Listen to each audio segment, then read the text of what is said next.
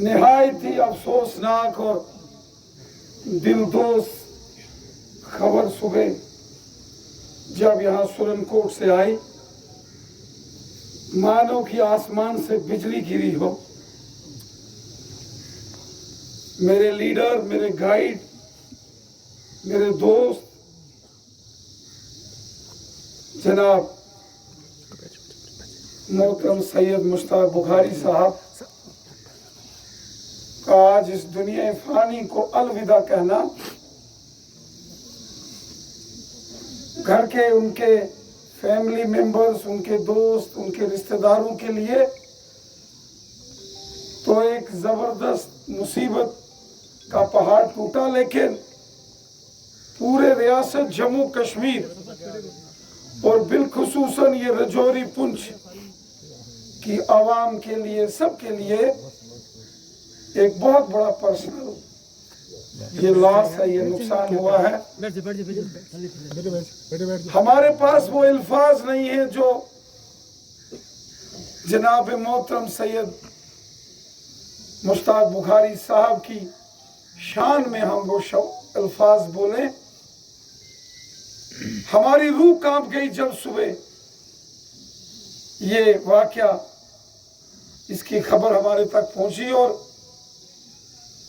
हमारे मुल्क के वजीर दाखिला होम मिनिस्टर अमित शाह साहब ने मुझे फ़ोन किया और मैं दिल्ली जा रहा था, लेकिन मुझे कहा कि आप वापस सुरनकोट वहाँ पहुँचें। वो खुद चंद रोज़ यहाँ पहले तशरीफ़ फरमा थे। उन्होंने भी पूरे परिवार को, फैमिली के लिए इस मुसीबत की घड़ी में दुख का इजहार किया है। सैयद मुश्ताक बुखारी साहब जैसी शख्सियत दहाइयों में, सदियों में एक पैदा होती है, जिन्होंने अपने लिए नहीं जिए। वो कभी कभी मुझे बताते थे कि शायद मेरा अपने घर का मकान भी रहने के लिए नहीं होगा जहां वो सिक्योरिटी को लेकर रह पाए।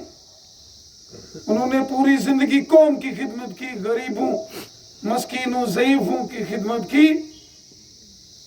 आज भले ही मरहूम सैयद मुश्ताक बुखारी साहब हमारे बीच में, उनका जिस्म हमारे बीच में ना मौजूद रहा हो, वो सुपुर्दे खाक हो जाएंगे, लेकिन हमारी यादों में, हमारे दिलों में, हमारी सांसों में सैयद मुश्ताक बुखारी साहब हमेशा जिंदा रहेंगे।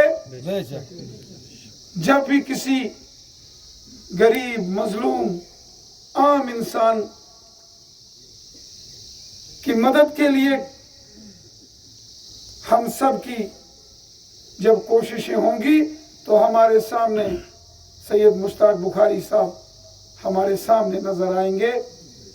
मैं इस मुश्किल के वक़्त सभी तमाम जितने मोहतरम पीर साहब के जो परिवार के फैमिली मेंबर्स हैं, उनके साथ में ताज़ियत करता हूं। और हमारे मुल्क के होम मिनिस्टर साहब ने भी जो इस ताज़ियत के लिए जो पैगाम भेजा है, पूरा मुल्क, पूरा जम्मू कश्मीर मोहतरम बुखारी साहब के परिवार के साथ खड़ा है।